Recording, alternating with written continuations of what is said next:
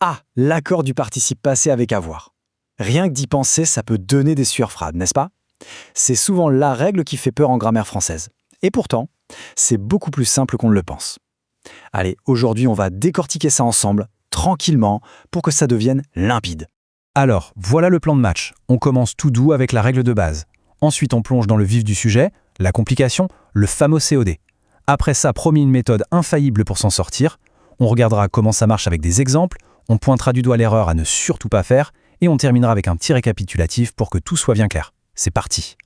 Ok, première étape, la règle de base. Avant de se lancer dans les exceptions et les pièges, il faut avoir des fondations solides. Et la bonne nouvelle, c'est que la base, elle est super simple. Bon, alors la voilà, cette fameuse règle de base. Tenez-vous bien, le participe passé avec l'auxiliaire avoir, il ne s'accorde jamais avec le sujet. Jamais. C'est le point de départ. Si on retient ça, on a déjà fait une bonne partie du chemin. C'est simple, c'est net, c'est la première chose à graver dans sa mémoire. Regardons un exemple tout bête. Elles ont vendu leur vieux livre. Le sujet « elles » est bien féminin pluriel.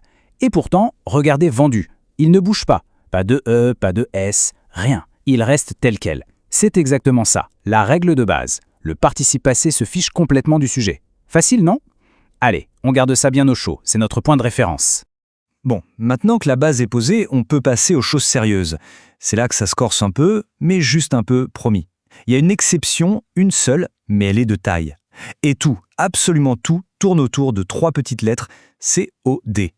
Alors, c'est quoi cette exception? C'est simple. Le participe passé, qui d'habitude n'accorde rien, va soudainement décider de s'accorder. Mais attention, pas avec le sujet. Jamais.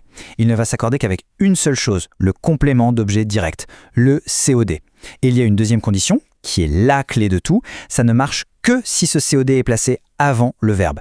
C'est la double condition à retenir. Un COD est placé avant. Voyons comment ça marche en pratique. Prenez la phrase « les livres qu'elles ont vendus ». On se pose la fameuse question. Elles ont vendu quoi? La réponse, c'est « qui reprend les livres ». Donc, les livres est notre COD. Maintenant, la deuxième question. Où est-il placé? Il est avant le verbe ont vendu. Bingo! Les deux conditions sont réunies. Livre est masculin pluriel, donc vendu prend un S. Et voilà, vendu. La logique est respectée. Ok, tout ça c'est bien beau, mais comment on fait pour être sûr de ne pas se planter? Comment on trouve ce que dit et on vérifie sa place à chaque fois? Eh bien, il y a une petite méthode, un truc en 3 étapes, une sorte de checklist anti-erreur. C'est super efficace. C'est vraiment un processus en 3 étapes. Étape 1, on trouve le verbe et on pose la question magique juste après, quoi ou qui. Étape 2, la réponse à cette question, c'est notre COD. Étape 3, on regarde où est cette réponse. Est-ce qu'elle est avant le verbe? Si oui, on accorde le participe passé avec elle. Si elle est après, on ne fait rien du tout. C'est mécanique et ça marche à tous les coups. Allez, à cette théorie, passons à la pratique. On va tester notre checklist en 3 étapes sur des phrases qu'on pourrait croiser n'importe quand. Premier cas d'école, les pronoms personnels. Cette voiture, il l'a choisie. Appliquons notre méthode. Étape 1, la question. Il a choisi quoi? Étape 2, la réponse. C'est le petit le apostrophe qui est là pour cette voiture. C'est notre COD. Étape 3, sa position. Il est juste avant le verbe a choisi. Les conditions sont remplies. Voiture est féminin singulier, donc on ajoute un E à choisi. Ça donne choisi. Imparable. Autre cas super courant, le pronom relatif que. La voiture qu'il a choisie est très belle. C'est exactement le même principe.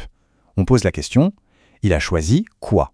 La réponse c'est que, qui représente bien sûr la voiture. Ce que est placé avant le verbe. Donc on accorde le participe passé avec son antécédent, la voiture. Féminin singulier, hop, on met un E, choisi. C'est toujours la même mécanique. Et ça marche aussi dans les phrases interrogatives, bien sûr. Regardez, quels livres ont-ils acheté? La question porte sur l'objet. On se la repose dans notre tête. Ils ont acheté quoi? La réponse est le sujet même de la question quel livre. Ce groupe de mots est bien le COD, il est placé avant le verbe, et il est masculin pluriel, donc tout logiquement, on accorde acheter avec un S. Bon, maintenant qu'on a bien compris le mécanisme, il faut parler du piège. Le piège ultime. Celui où presque tout le monde tombe au moins une fois. La confusion entre le COD et le COI, le complément d'objet indirect. C'est vraiment là que ça devient subtil. Regardez bien ces 2 phrases, elles se ressemblent beaucoup. D'un côté, ils nous ont vus. On pose la question, ils ont vu qui? Réponse, nous. C'est direct. Nous est donc un COD. Et comme il est avant le verbe, on accorde vu. Maintenant, l'autre phrase. Ils nous ont parlé. On essaie de poser la même question. Ils ont parlé qui? Ça ne marche pas. La bonne question, c'est « ils ont parlé à qui ?»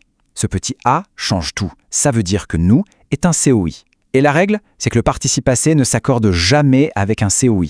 Alors, l'astuce pour ne jamais se faire avoir, elle est toute simple. Quand on a un doute avec un pronom, on essaie de voir s'il y a une préposition cachée, comme « à ». Par exemple, « ils nous ont parlé », ça veut dire « ils ont parlé à nous ». Dès qu'on peut mettre ce « à », c'est un COI. Et si c'est un COI, la question de l'accord ne se pose même plus. On n'accorde jamais. C'est le test infaillible. Bon, on a vu pas mal de choses, c'est le moment de tout rassembler, de faire le point pour que tout soit bien clair. Voici le résumé de tout ce qu'il faut avoir en tête. Alors, pour résumer, voici la checklist ultime de l'accord avec avoir. Point 1, le sujet. On l'oublie, le participe passé ne s'accorde jamais avec lui. Point 2, on cherche un complément d'objet direct, un COD. Point 3, ce COD doit absolument être placé avant le verbe. Pour le trouver, on se pose la question « qui » ou « quoi ». Et enfin, point 4, on fait le test du « à » pour être sûr que ce n'est pas un COI.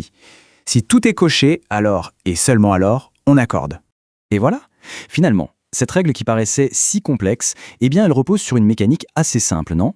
Une fois qu'on a la checklist en tête, ça devient beaucoup plus clair.